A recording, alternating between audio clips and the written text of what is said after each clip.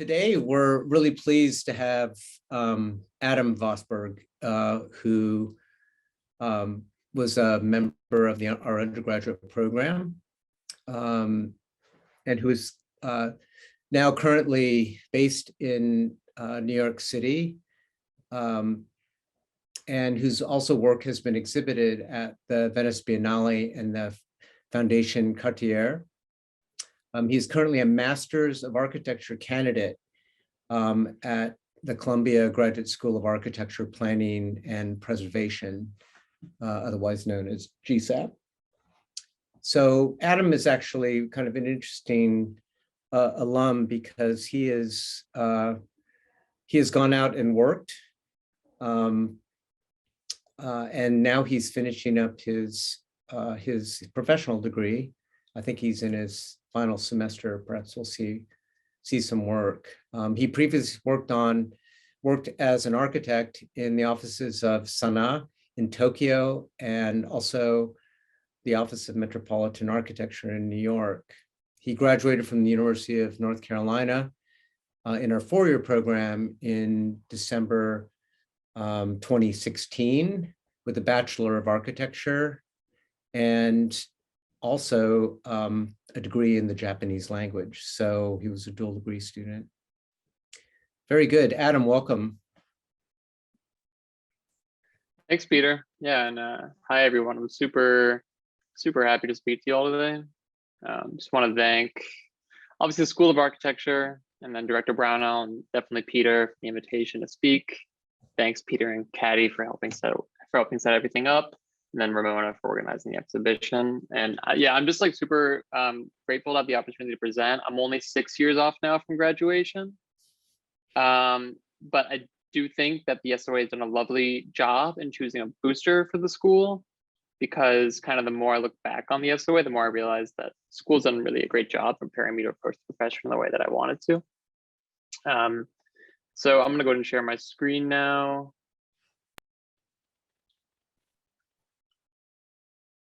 And I'm gonna make sure I'm sharing sound. Can everyone see my slides all right? It should say 00 start. Yep. That's a yep. Okay, so I'll walk you through a couple of projects. And so with this talk, I want to, on one hand, give a bit of sense of my journey so far.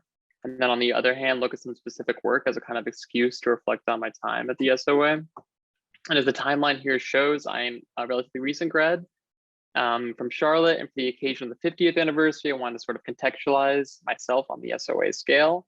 The SOA has been around for about 50 years now, and my time at the SOA began about 12 years ago, 2012. We can zoom in a bit.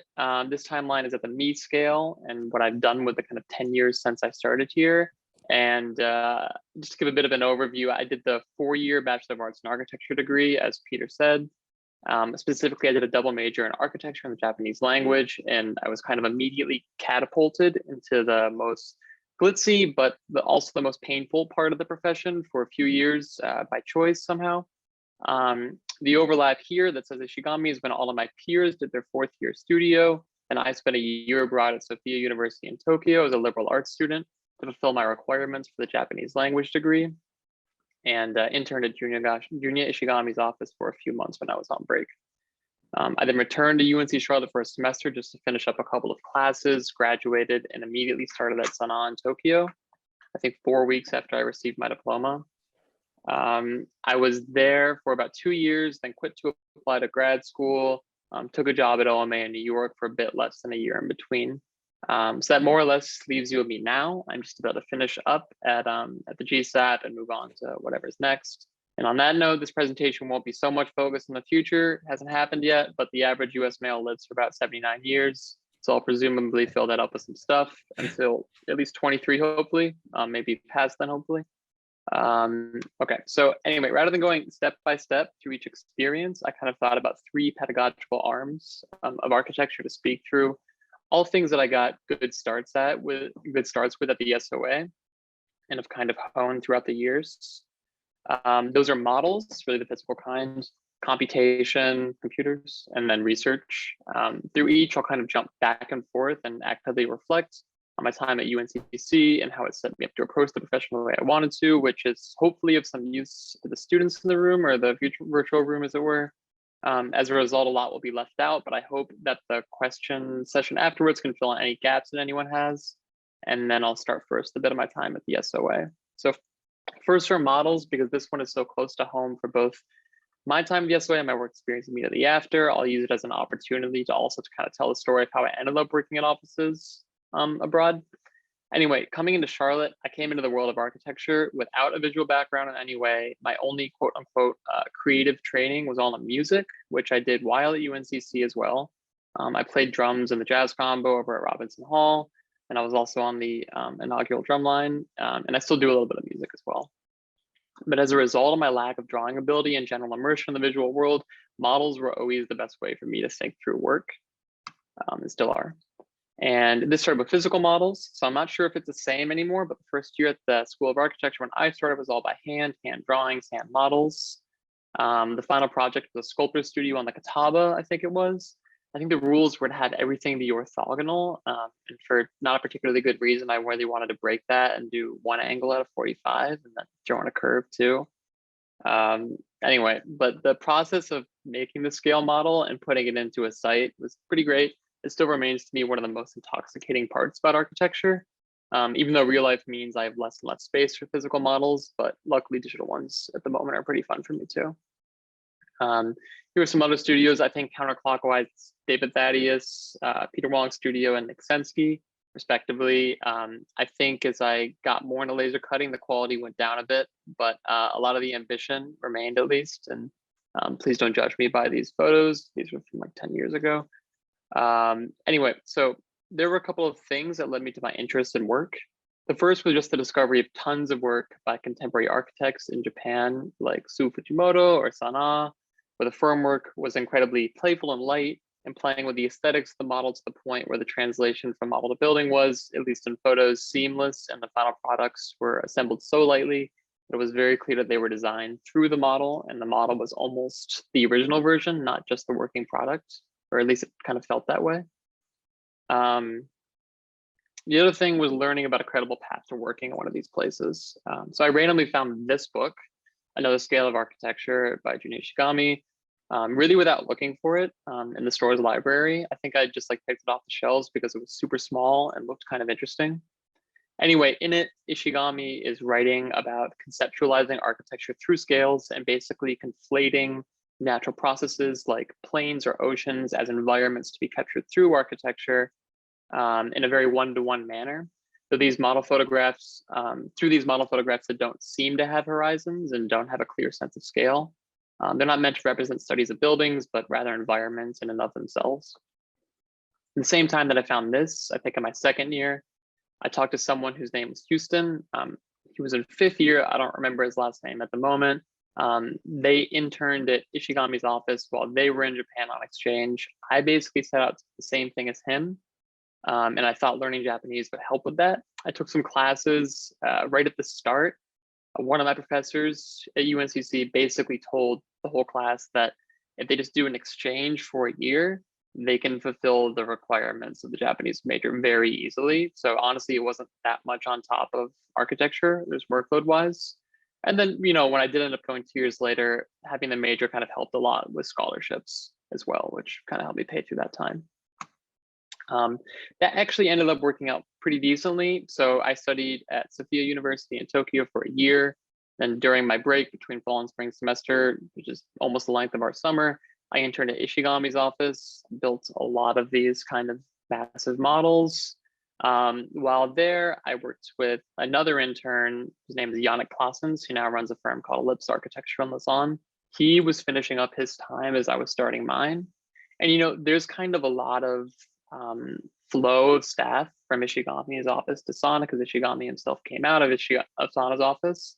And when I got there, Yannick was about to leave to take a job at SANAA, and then I just kind of kept his contact and applied through him because that's kind of the usual chain of how it works. He had someone else that did the same for him, and now I was going to kind of go through him. The other side to all those great models, though, is that working almost exclusively through them means that conditions were awful. You basically worked every day, at least 12 hours a day. Pay was very low for staff, and interns like me were unpaid, which is awful. And I hope it's still not the same, but I kind of imagine that it is. Anyway, it's kind of crazy, the discrepancy between the working conditions and the incredibly light, cute work that comes out of Ishigami's office and a few others kind of like it. Anyway, I did a couple months there, applied to SANAA, was accepted to come back after I finished my degree. And then I went back to Charlotte for a semester. In Charlotte, I was playing with a lot of the same ideas in a different context. This is one project from that time from Greg Snyder's first year for life class. I was just tossing around this idea of the model as the kind of final product and not a step on the way. One that would have its kind of own ecosystem and life at its own scale, kind of imagine that as these houseplants, sort of pun intended. I'm still playing with that idea in different contexts, and I remain kind of fascinated by how architectural representation can become an end in and of itself to create new worlds. I think I gave these away to a few people when I graduated. I think my friend Yamar still has one, but I'm not positive.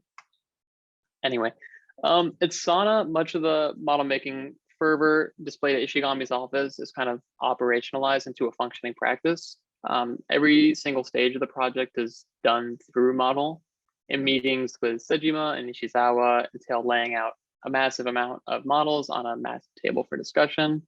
And I'll mainly show that through a couple of projects I worked on different phases. But as a result, you kind of get displays like this as people walk from the model space to the meeting table. There's my friend Enrico walking back to the shop after a meeting, which is why he's being so cavalier with the model safety. The meeting is done. And anyway, I'll talk about that at the conceptual level with this project, which was sort of an art tourism destination in Sanya, which is on the Hainan province, the island of Hainan in China, in Hainan province. That included a contemporary art museum, which is at the bottom right of this model. And then the rest is apartments, hotel, and an artist residency. It's kind of a massive scale development. The formal reference for the project was the dramatic peaks in Western China, which are then aestheticized into these landscape paintings. While this area of Sanya is pretty flat, the project sought to kind of create a landscape inside this massive development to help give it a sense of place and react dynamically with the light. And of course, this involved months of model studies, easily hundreds of them. I think this selection here is like 1/3 of the total produced by a couple of people, including me, within a week. So it's kind of a very frantic pace of production. No laser cutters, of course. Everything is always hand cut. One reality of this process is that because the areas have to be right, you pretty much have to figure out every option to a pretty decent degree of detail before building it. You can't really show Sejima two options that have different areas. The one with less is probably going to be more interesting, and then you'd have to go explain that you messed up later, which is not fun. Anyway, these drawings here kind of give away why certain parts of this project got cut. So we were working with developers, and the formal idea was sort of antithetical to their business model, if you think about it. The most expensive real estate on top was also the scarcest as a result of the forum, which tapered up, which worked out fine for the art museum part. It's pictured here, which used the kind of multiple peaks idea and then set back floor plates as an opportunity to create vertical circulation around the edges. This kind of like art museum that can both be interior and exterior at the same time as a result of its kind of form, and hopefully dematerialize a bit in the process, which is probably why at last I heard only the museum is going through. I believe it's under construction now. I have to double check on that, but maybe this is something we can go a bit more into in the discussion afterwards. But one thing I'm very conscious of is the kind of architecture that this process privileges. So the language of precisely cut white foam core is always translated into polished concrete and immaculately detailed glass window walls, which I completely enjoy the spatial output of, but is completely environmentally deaf.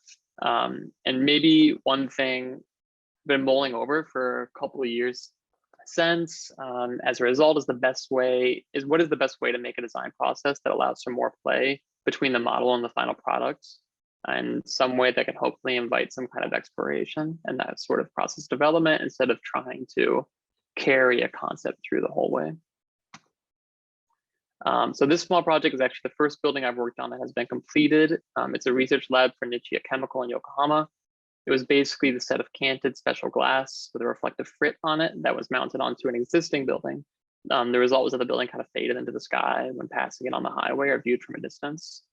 This project happened extremely quick, maybe 3.5 years from start to finish. So especially here, the model bears a large resemblance to the kind of final product. And here's a model, I think of like 150 or so, but there were tons of like large scale one-to-one mockups as well.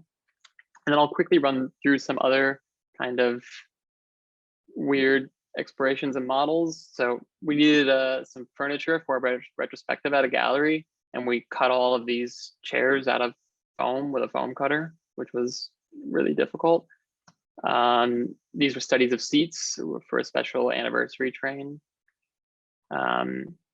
These are two one-to-one models from different projects.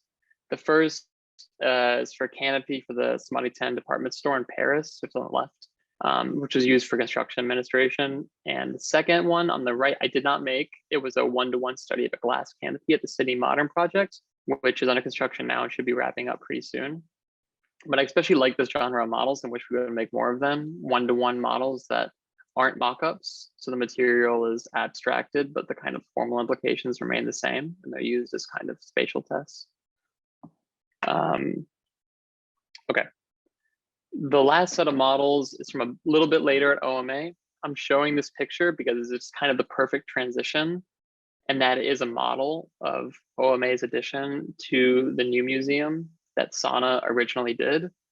And as another fun fact, actually the first project that I worked on at SANAA was the competition for the new museum expansion, which OMA ended up winning. So kind of weirdly, a lot of my architectural history is tied up in this like one building. Anyway, the main project I worked on at OMA was the renovation of the Tiffany flagship store on 7th Ave, or 5th Ave, sorry. This is the one for breakfast at Tiffany's, etc. The original scope that OMA won in competition was for a renovation of the entire building, which was actually pretty interesting. And I worked a lot on the ground floor, but little by little, the Tiffany team kind of whittled that down to just a tear down and rebuild of an existing addition on top of the original building, which the new addition is pictured here at the top. So we had that split into sort of two parts, a transparent event space below and a reflective box on top that used this fluted glass that was meant to be in reference to original Tiffany glassware. There were less models at OMA as a result of kind of time and more equitable working conditions, but we did have samples and mock-ups galore. So here are some samples that fluted glass and the test of a distortion effect it was meant to have with the view outside of it. And here it is growing up. These photos are from August. I live on the other side of the park from it now. I passed it pretty recently. It's pretty close to finished. Okay, lastly, I try to keep the model alive with the GSAPP, but it's been admittedly difficult with space constraints and COVID, but these are a couple of recent ones. Okay, on to the next category. So from here, we're going to go a bit more into my kind of personal work and research, but I'll do it in the same way of starting from the School of Architecture and ending up closer to now. At the SoA, I was one of those people that was immediately super taken by Grasshopper and started trying to employ it in all kinds of haphazard ways that didn't really work. This was one that worked a little bit better. It was just a super simple script for making a roof form that would block out direct solar radiation. I mean, in retrospect, probably would have done all the same work by just making a large overhang, but it was kind of a useful exploration on kind of, generative algorithms and kind of form finding. But anyway, at SANAA, most of the work was so manual and decided off of formal intuition that it can't really be parameterized. So I didn't use most of these skill sets there, but a little bit of that skill set of mine did get put to use on this one project, the Suzhou Square Art Theater, which is a little bit outside of Shanghai, and I believe it's under construction now. It featured this kind of billowing roof form that kind of draped two concert halls and tried to touch down as light as possible to the ground. And structurally, it was insanely complex, and the shape had to be fine-tuned to work in such a way that each arch in the form would act as a structural arch, which as a result effectively let us half the amount of columns that would be required to support the weight of the canopy and prevent it from flying away.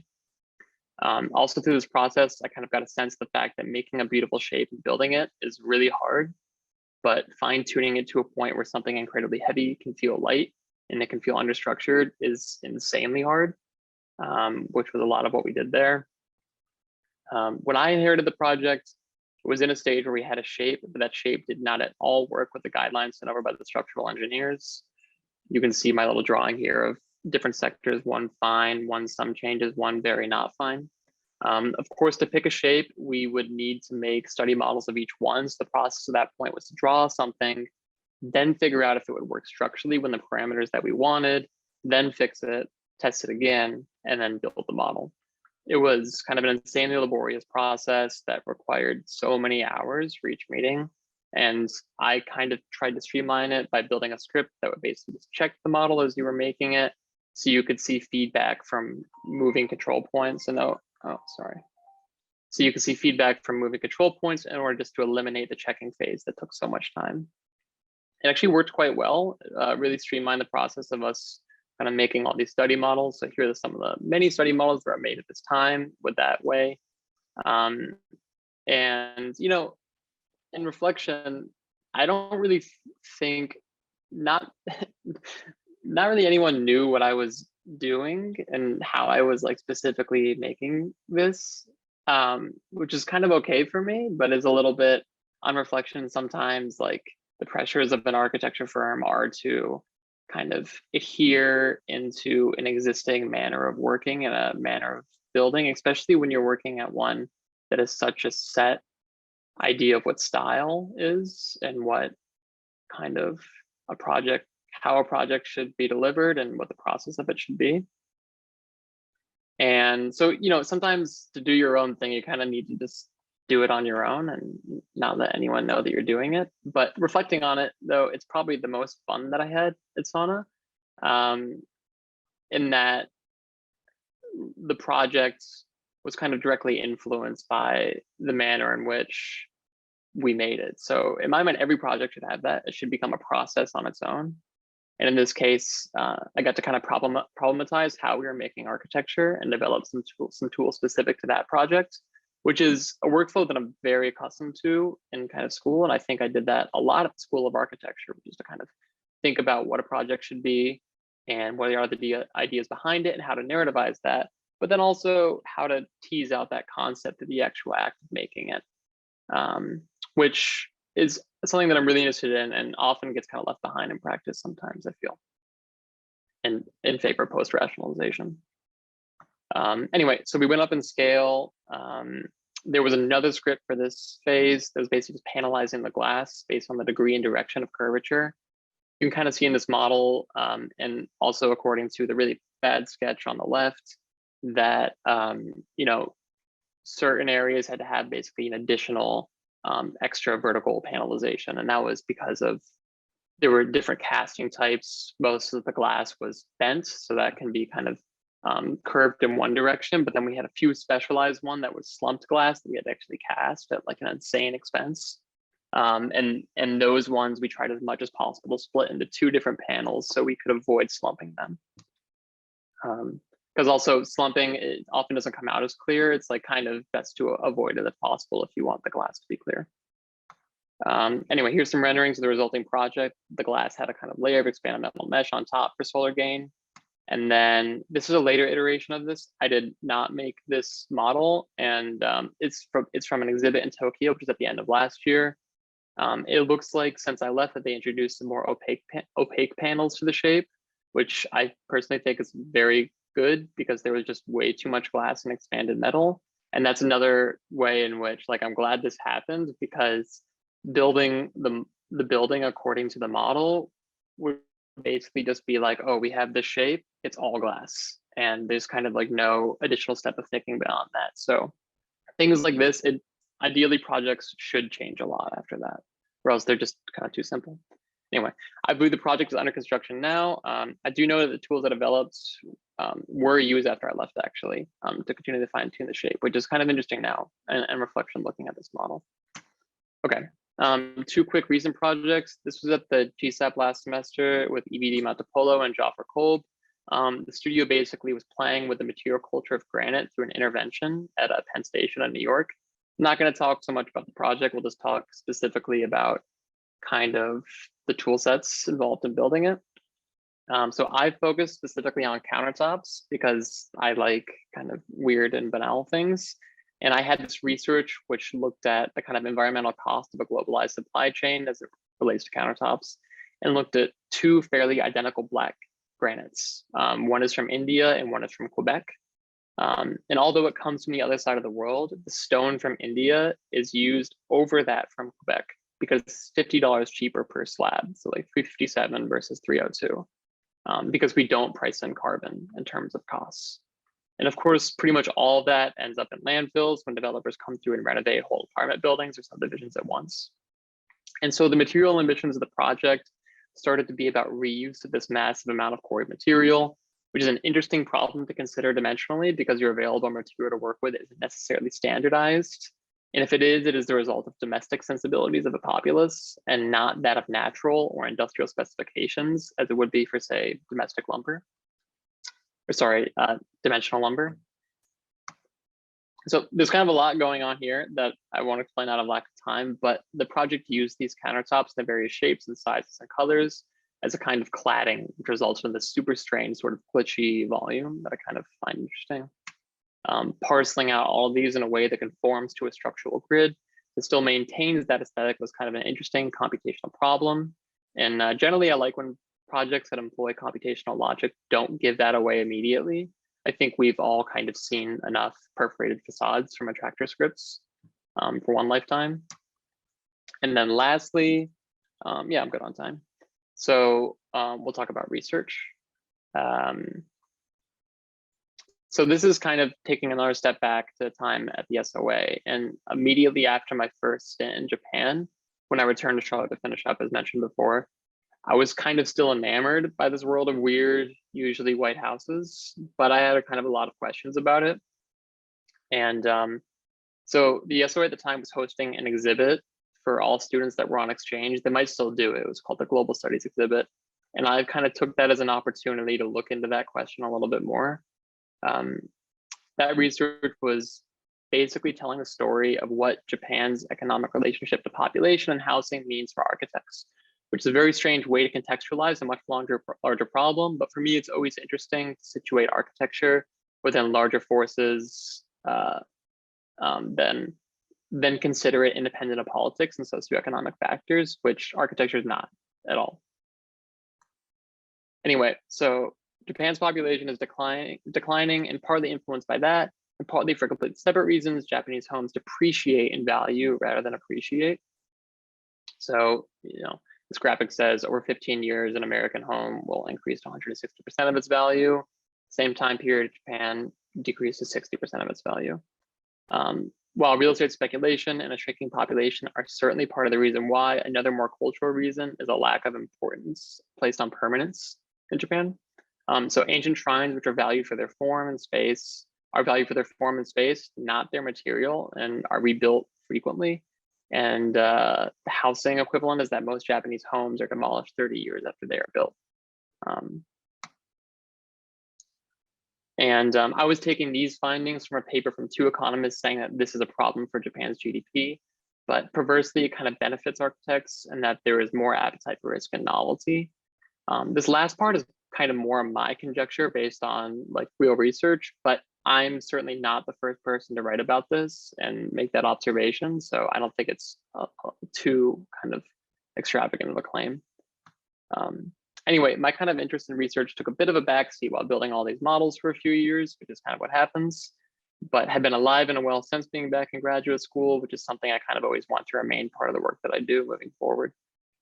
The first one was a video project that I did with David Benjamin and my friend Adeline Chum, which was for the occasion of MoMA's reopening at the end of 2019.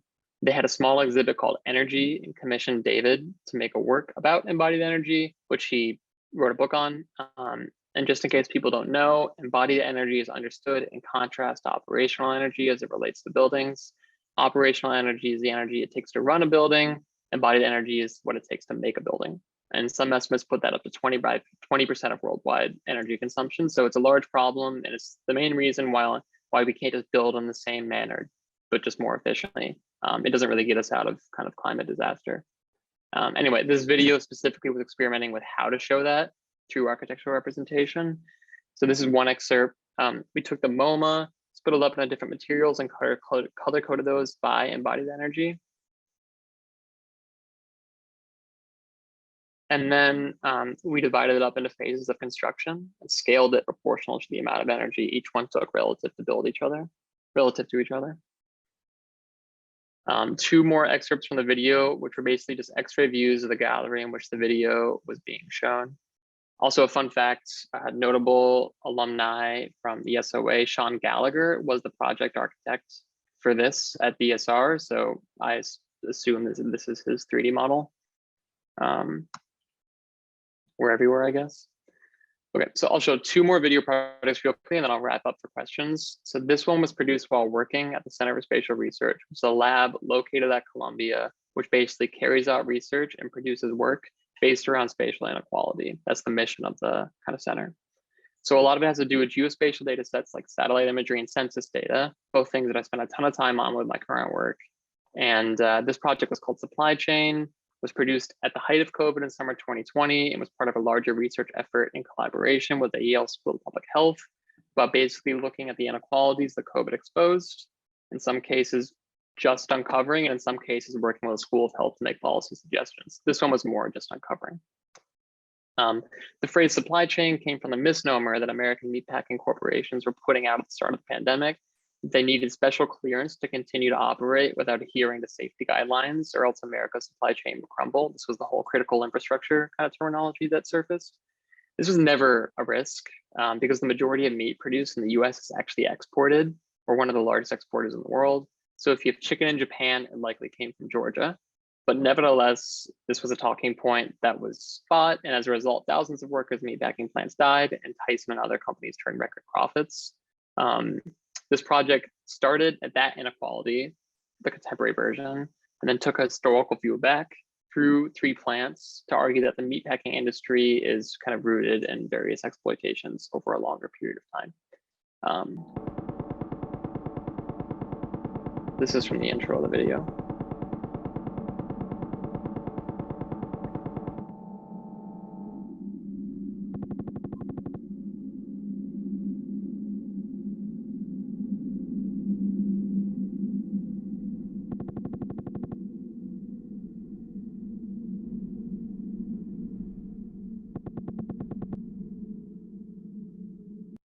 And we don't have time to go through all 3, but I'll quickly go a little bit through one example, which is in upcountry Georgia. And in upcountry Georgia, poultry farming is a large part of the agricultural economy. It's also the lowest margin part of the meat processing supply chain. As a result, this is the only non-consolidated part of the industry. It's usually done by individual small farmers. So farmers are kind of forced into contracts where they have to buy feed and equipment from manufacturers owned by large meat corporations, and then turn back X amount of chickens per ton of feed, requiring farmers to employ the most industrial scale tactics that pollute farmland, result in horrible conditions for animals, but that then leave the companies off the hook because it's not them technically doing it. The larger history of this that we tied into, based off of a researcher at UNC Wilmington, wrote this book, The Takeover, which is about the kind of building of America's meat processing conglomerates, is that there was a deliberate business strategy to recruit former sharecroppers into poultry farmers and recreate a lot of strictures of sharecropping and the contracts of poultry farming. We digitized some historical maps to show this transition, which I'm showing here. We also did like a ton of kind of fancy census demographic analysis with the IPUMS data set, if anyone knows it, but I'm doing a bit of a research disservice by glossing over this so quickly, and the video is available on the Center for Spatial Research website. And also there's like a part of it where we're using mapping and all these top-down tools, and I think both me and my partner Nadine really would have wished that we could have, turned the research into something that like organizers could use more and get more involved on the ground. But yeah. Okay, so this is the last project, then we can wrap up. This one was completed for the Venice Architecture Biennale over the summer with some friends at the University of Chicago Urban Theory Lab. This project was more open-ended and was an invitation for viewers to challenge their cognitive maps of the world, and featured 12 global geospatial data sets, things like GDP, fish production, naval routes, which we use to make extrusions of a 3D model of the Earth. So originally the project was actually supposed to be physical with 12 spheres, but the Biennale getting moved back a year and then done during an Italian COVID surge kind of caused us to go, maybe we shouldn't have people setting up a bunch of physical objects for us during a pandemic. And we produced a video instead. I was essentially brought on for the sound design. And one nice thing, I haven't done music in a while, but if you have like a little bit of audio training and you're working with all visual people, they just think whatever you do is amazing. So if there's anyone else that's in the situation, I highly recommend doing audio stuff because everyone thinks it's great. But I was brought on for that, but then I ended up doing pretty most of the visual stuff as well, with specifically my friend Gergo Bosic. Here's the teaser.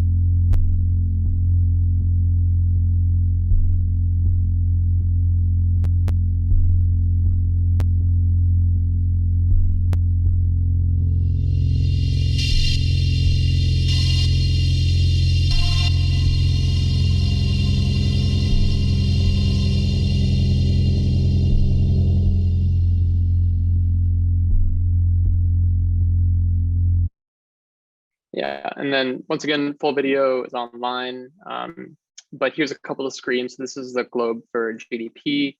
We showed that as like an intrusion into the sphere based off of land masses, because GDP is based on land because it's located at cities.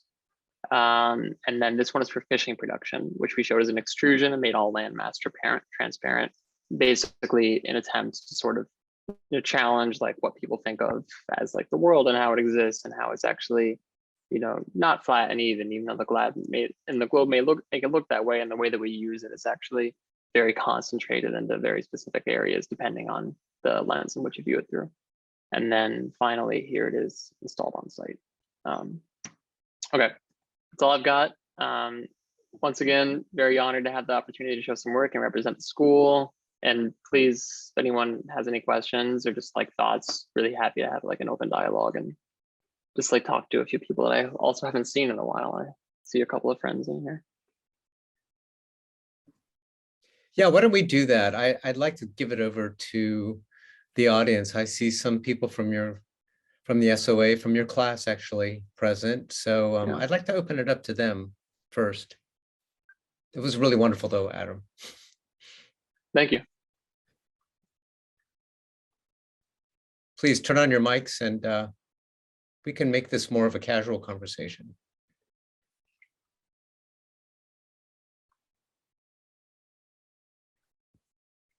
I saw Alex Shuey in the house. I saw Robbie Stubbs in the house. Yes, I'm watching.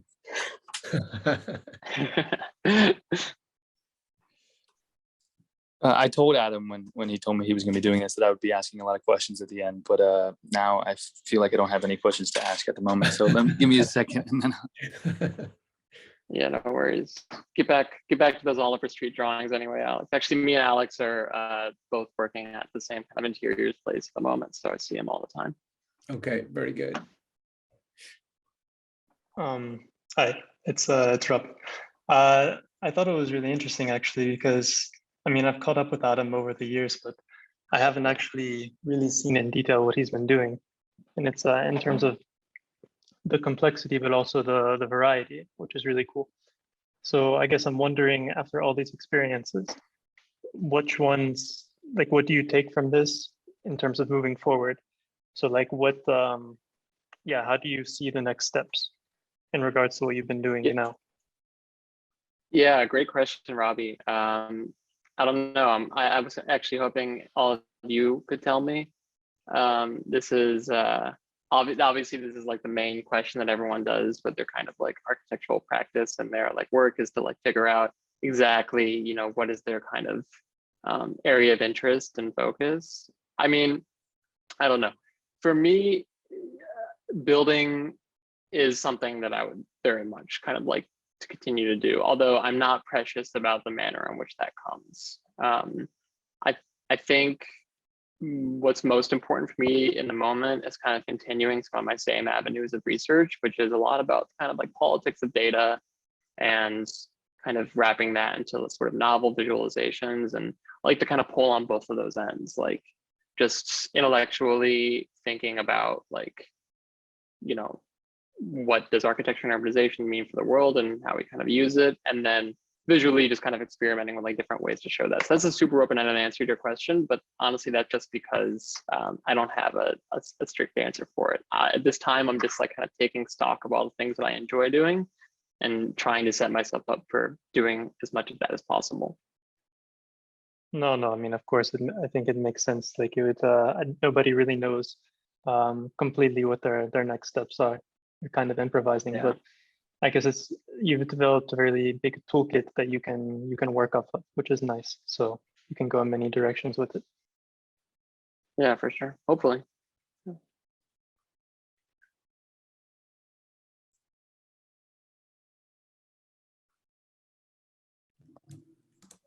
Are you building any physical models now, Adam? That's a no. It's a no. Don't got anything physical at the moment. It's been a few months actually. I don't think I'm going to actually. I don't really have anything in the pipeline that requires a physical model. I'll let you know though if that changes, Alex. I had a question about. Oh, sorry. Go ahead. Oh, sorry. Adam, I was going to say that your latest, the spatializing the spheres, there's this, like, how do you think about more public art installations or public displays of your models? Because you're able to, in a way, spatialize and visualize information that's not just for a private client, not just the owner of the building or the contractor, but it's public viewing. How do you think about your model making in terms of the public viewer? Yeah, that's interesting. And I mean, I think you're teasing on a couple of things there. The first is just like the difference between like architectural work for private and public beneficiaries, which I'll answer a little bit about first before answering our question. That was one thing that like, you know, I did a lot of fun things in like practice, but one thing that always like kind of tore at me was, you know, a lot of like design offices are basically just creating luxury buildings for luxury people. And I mean, I enjoy the process of formal invention and spatial exploration and kind of believe in it to some degree, but it just leaves a massive intellectual part of me sort of unfulfilled to like spend all my days doing that. So I think a little bit of my work since then, I've tried to make it kind of like more palatable and using a lot of these same toolkits to like hopefully render kind of information and thoughts in like a sort of more accessible way. And I think maybe I'm answering a little bit what that might mean for public installations and museums, although the museum is also like a kind of fraught space that isn't necessarily public, right? It's still very kind of like class coded and not really open to people. But it's slightly better, but you know, hopefully could push on that even further. What it means for model making specifically, I don't know if I'm tied to the physical model, honestly. I think the physical model does a lot for me and I really enjoy it for kind of figuring out like architectural building problems, but it's not, I don't need to have that moving forward. Although there are also tons of ways to play with that. Like some people do a lot of projection mapping stuff on models to make like things more dynamic and display like information on top of physical space. There's all this stuff obviously with like VR and AR, which I think is interesting, but it's not really my kind of main focus. So anyway, I guess the way to answer your question is I'm less kind of caught up on the specific medium. For me, one of my things that I'm trying to push on more is that like architects should try to like work independent of mediums more and just try to be like fluid and do kind of more things, because that's kind of how I view my work. Like almost the medium should result from the specific project and not just like the way that I work. So I'm not so caught up on the model, but to me, the kind of act of public exhibition is super important and something that I'm trying to push on more. Does that answer your question? Yeah, no, it's a good conversation topic. Because some of your earlier models were, you were talking about your inspiration from being the whimsical model, you know, the house that's around the tree. So like these very whimsical and fairly surrealist ideas.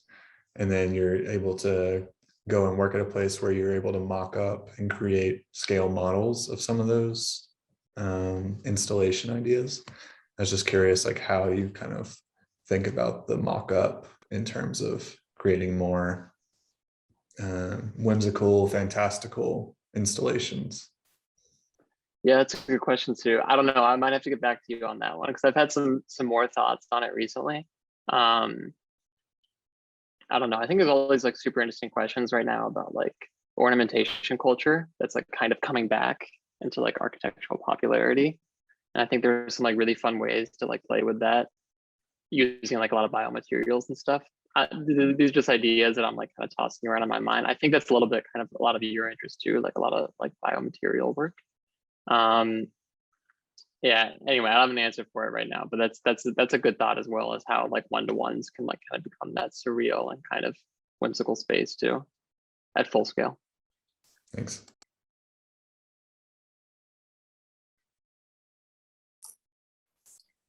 Okay, anyone else? Peter asked me to take over. Any other questions from the audience? I just want to say, Adam, thank you. The work looks beautiful. It's amazing. And it's so nice to see so many former students here. It is just so wonderful. My question to you, Adam, is you're all over the place, and that is so wonderful. Do you have any interest in policy? Big picture. Oh, policy? Yeah. Yeah, for sure.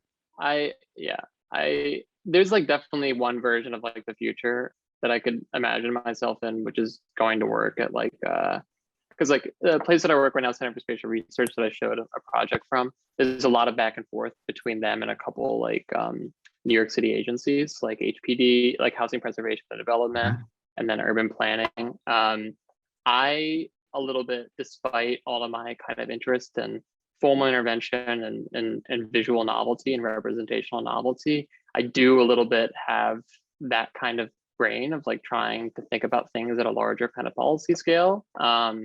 So, I mean, that's definitely one version of things that I could see myself do. But then also, I think a lot of the work that I do and that work that I want to continue to do, I'm still trying to decide how comfortable I am with it, but there's another role that you can play with that, which is to sort of comment on the effects of policies and the possibility of policies from the outside with kind of exhibition work or work that gets circulated around the internet. And obviously that's a lot more kind of open-ended and freeing, but you know, a bit more precarious at the same moment.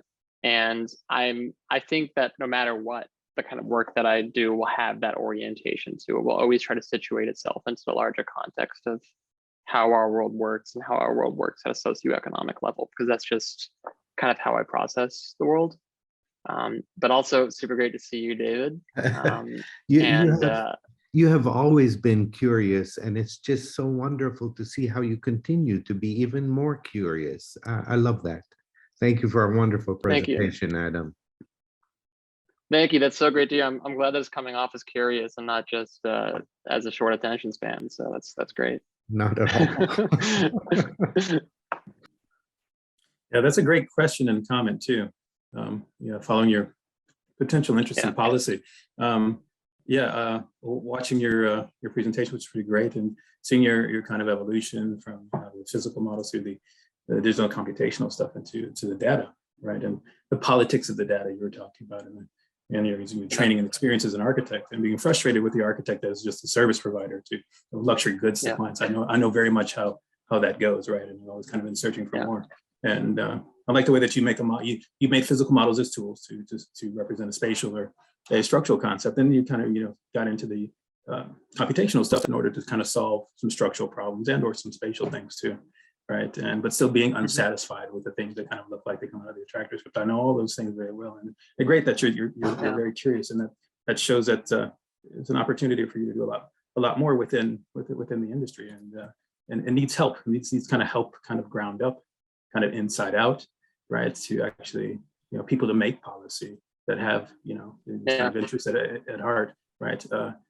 I love to practice architecture. I love to make things, and I find myself making a lot of things for wealthy people for whatever reasons. And I try to push it where I can, but yeah, please continue to pursue your interests as they come up, and I look forward to seeing more of what you're doing. Thank you, Michael. That's really great to hear. Yeah, for sure. I plan to and hope I get as many opportunities as possible to do so. Yeah, nice presentation. Thank you. Thanks. Yeah.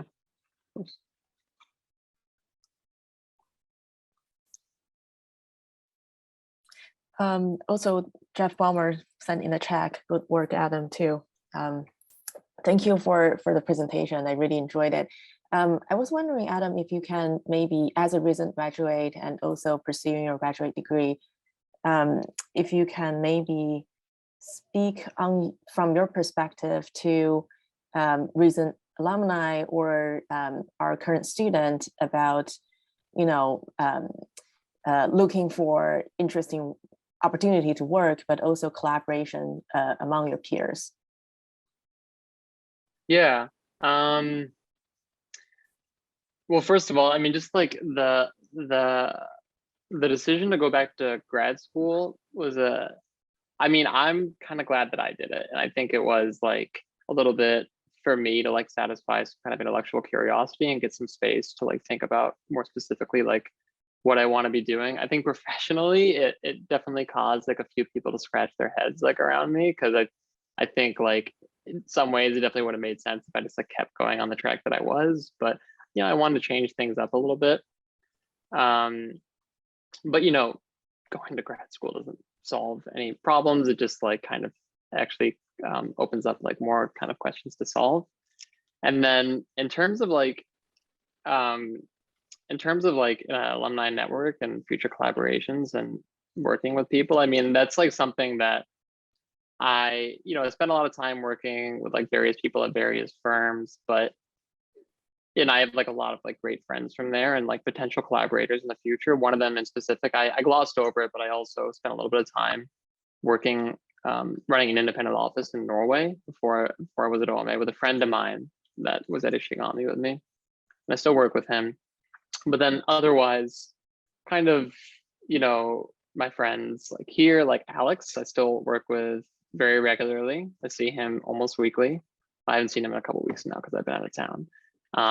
Robbie, I would very much like to get together with. My friend Yamar, I might be doing something with soon as well. And I think like maybe Caddy, also your question is just getting to like the value of kind of like the network of our alumni and people we graduate with. And that's like the kind of people that I think there was this idea that when we were all in school that we're competing with each other, but actually that's totally just like the people that are kind of here to boost each other. And if anything, we're like the strongest sort of like network that we have to like help each other and like make cool work together. So I don't know. I hope if anything, that's an invitation for anyone here to work with me. And then also, and I would love to work with you too, if anyone wants to do anything. All right, thanks everyone. Have a good day.